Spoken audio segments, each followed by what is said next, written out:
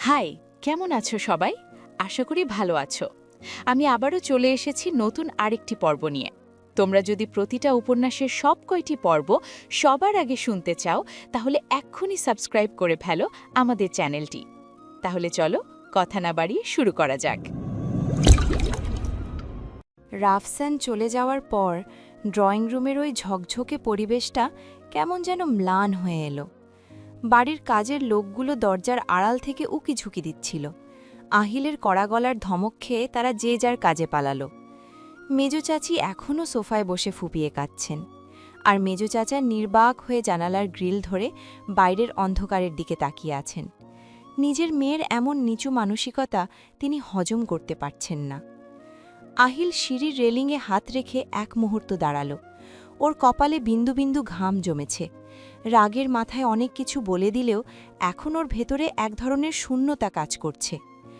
12 বছর পর নিজের বাড়িতে ফিরে শান্তি পাবে ভেবেছিল, কিন্তু পেল কেবল নতুন নতুন ষড়যন্ত্রের জাল। মায়া ওর ঘরে গিয়ে দরজা ভেজিয়ে বিছানায় বসে রইল। এই ঘরটা ওর কত চেনা, অথচ আজ কেন জানি সব অচেনা লাগছে।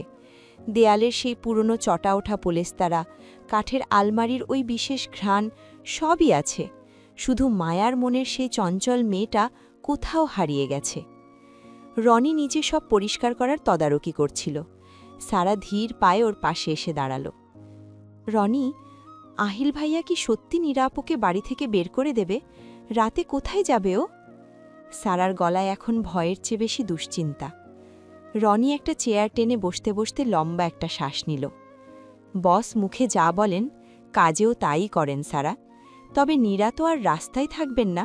উনার বাবার আলাদা ফ্ল্যাট আছে ধানমন্ডিতে, সেখানে হয়তো পাঠিয়ে দেবেন। আসলে বস চান না মায়াভাবির চোখের সামনে এমন কেউ থাকুক যে সারাক্ষণ ক্ষতি করার চিন্তা করে। সারা একটু চুপ থেকে বলল, কিন্তু রাফসানের কথা যা শুনলাম, ওই আসল লোকটা কে যার কথা ভাইয়া বলছিল?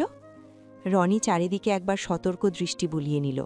তারপর গলার স্বর নিচু করে বলল, সেটা এখনও বসই জানে না। বস আমাকে কিছু ফাইল চেক করতে বলেছেন। 12 বছর আগের পুলিশের কেস ডায়েরিগুলোতে অনেক ফাঁকফোকর ছিল।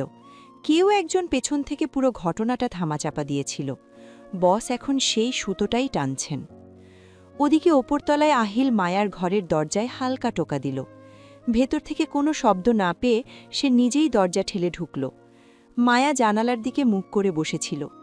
আহিল গিয়েও ঠিক পেছনে দাঁড়াল, কিন্তু কোনো কথা বলল না। বেশ কিছুক্ষণ পর মায়া নিচু স্বরে বলল, আপনি কি কাল সত্যি হসপিটালে যাবেন? যেতে তো হবেই ফ্লোরা। তোমার মার অবস্থা যেমনই হোক, ওনার সাথে আমার কিছু কথা বাকি আছে। আহিলের কণ্ঠস্বর এখন আগের চেয়ে অনেক নরম। মায়া ঘুরে তাকাল। আহিলের চোখের নিচে তালি জমেছে। লন্ডনে থাকার সময় এই মানুষটাকে অনেক গোছানো লাগত, কিন্তু ঢাকার এই কয়েক ঘণ্টায় সে যেন অনেক পুরনো হয়ে গেছে। মা যদি আপনাকে দেখে আবার উত্তেজিত হয়ে পড়েন, ডাক্তাররা তো বলেছেন ওনাকে কোনো টেনশন দেওয়া যাবে না। আহিল একটা দীর্ঘ শ্বাস ফেলে মায়ার পাশে বসল। টেনশন আমি দেব না মায়া, আমি শুধু সত্যটা জানতে চাই। 12 বছর আগে মা কেন আমাকে পুলিশের হাতে দিতে চেয়েছিলেন? কেন তিনি ওই লোকটাকে বাঁচানোর চেষ্টা করেছিলেন? এই প্রশ্নটা আমাকে প্রতিদিন কুড়ে কুড়ে খায়। মায়া আহিলের হাতটা আলতো করে ছুঁয়ে দিল। হয়তো উনি ভয় পেয়েছিলেন। আমাদের সমাজের কাছে ইজ্জতটা প্রাণের চেয়ে বড় আহিল। হয়তো উনি চেয়েছিলেন ঘটনাটা জানাজানি না হোক। আহিল মায়ার হাতটা নিজের মুঠোয় নিয়ে নিল। ইজ্জত বাঁচাতে গিয়ে কি নিজের ঘরের ছেলেকে বলি দিতে হয় ফ্লোরা? আমি তো ওনাকে নিজের মার মতোই সম্মান করতাম। কথার মাঝখানে নিচ থেকে একটা কাজ ভাঙা শব্দ পাওয়া গেল। আহিল আর মায়া দ্রুত নিচে নেমে এলো। দেখল নীরা ওর ঘরের সব জিনিসপত্র আছাড় মেরে ভাঙছে। মেজো চাচি ওকে থামানোর চেষ্টা করছেন, কিন্তু নীরা এখন হিতাহিত জ্ঞানশূন্য। আমি যাব না এই বাড়ি থেকে, এই বাড়ি আমারও। আহিলকে আমাদের বের করে দেওয়ার? নীরা চিৎকার করে বলছে। আহিল সিঁড়ির ওপর থেকে গম্ভীর গলায় বলল, বাড়িটা এখন তোমার বাবার নামে নেই নীরা। আব্বু এটা আমার নামে উইল করে গেছেন গত বছর। সুতরাং আমি চাইলে এখনই তোমাকে ঘাড় ধরে বের করে দিতে পারি। ব্যাগ গোছাও, ড্রাইভার নিচে গাড়ি নিয়ে রেডি আছে। নীরার বাবা অর্থাৎ মেজো চাচা এবার এগিয়ে এলেন। তিনি নীরার গালে কষে একটা থাপ্পড় মারলেন। ড্রয়িং রুম নিস্তব্ধ হয়ে গেল। অনেক হয়েছে নীরা, তোর জন্য আজ আমার মাথা নিচু হয়ে গেছে। চল এখান থেকে, কাল সকালেই আমরা ধানমন্ডি চলে যাব। তোর মতো মেয়ের এই বাড়িতে থাকার যোগ্যতা নেই। নীরা স্তব্ধ হয়ে বাবার দিকে তাকিয়ে রইল। এই প্রথম তার বাবা তার ওপর হাত তুললেন। সে আর কথা না বাড়িয়ে গুমড়ে কাঁদতে কাঁদতে নিজের ঘরে চলে গেল। মায়া এক কোণে দাঁড়িয়ে দেখছিল। তার খুব খারাপ লাগছে, কিন্তু সে জানে এই বিষবৃক্ষ উপড়ে না ফেললে এই বাড়িতে কারও শান্তি হবে না। রাত প্রায় 1টা, সারা বাড়ি শান্ত। রনি আর সারা মিলে ডাইনিং টেবিলে খাবার দিচ্ছিল। বাড়ির কাজের লোকগুলো সব ঘুমিয়ে পড়েছে। আহিল আর মায়া এসে টেবিলে বসল। মেজো চাচারা কেউ খেতে আসেননি, তারা নিজের ঘরেই বন্দি। সারা একটু সাহস করে বলল, ভাইয়া ভাত দি? আহিল একটু ম্লান হেসে বলল, দে সারা, অনেকদিন পর ঢাকার চালের ভাত খাবো। খাওয়ার টেবিলে খুব সাধারণ কথাবার্তা হলো।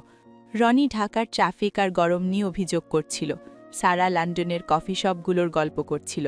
আহিল আর মায়া চুপচাপ শুনছিল। এই সাধারণ মুহূর্তটুকুই যেন এই বাড়ির সব বিষাক্ত পরিবেশকে একটু হালকা করে দিল। খাওয়া শেষ করে আহিল ছাদে গেল একটা সিগারেট খেতে। মায়াও পেছনে পেছনে এলো। ঢাকার রাতের আকাশটা তারাদের বদলে ধোঁয়া আর মেঘে ঢাকা। আহিল, মায়া ডাকল। আহিল সিগারেটের ধোঁয়া ছেড়ে বলল, বলো। আমি কাল সকালে আপনার সাথেই হসপিটালে যাব। আমি আর একা থাকতে পারছি না। আহিল মায়ের দিকে তাকালো। চাঁদের আলোয় মায়াকে আজ বড্ড মায়াবী লাগছে। সে সিগারেটের অবশিষ্টাংশটা নিচে ফেলে দিয়ে মায়ের খুব কাছে এলো।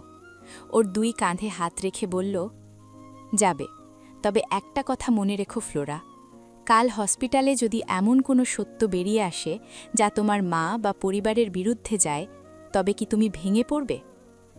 মায়া স্থির দৃষ্টিতে আহিলের দিকে তাকিয়ে থাকল। তার কণ্ঠে এক দৃঢ়তা এলো।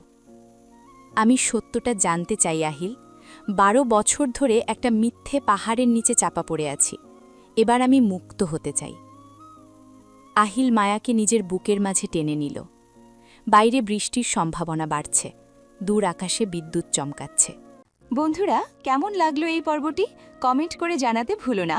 খুব শীঘ্রই এই গল্পের নতুন পর্ব নিয়ে হাজির হব তোমাদের মাঝে। তাই এখনও সাবস্ক্রাইব করে না থাকলে দ্রুত সাবস্ক্রাইব করে বেল আইকন বাজিয়ে দাও।